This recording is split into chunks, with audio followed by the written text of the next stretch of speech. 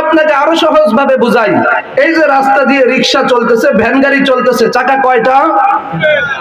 Van গাড়ির চাকা তো দুইটা, ঠিক কিনা? তিনটা। একটা চাকা না থাকলে ভ্যান গাড়ি চলে, এটাকে ঠেলতে হয়। একটা চাকা না থাকলে যেমন ভ্যান গাড়ি পুরাপুরি চলে না, মানুষ এটার উপর উঠে না, এটা কার্যকর থাকে না, অচল হয়।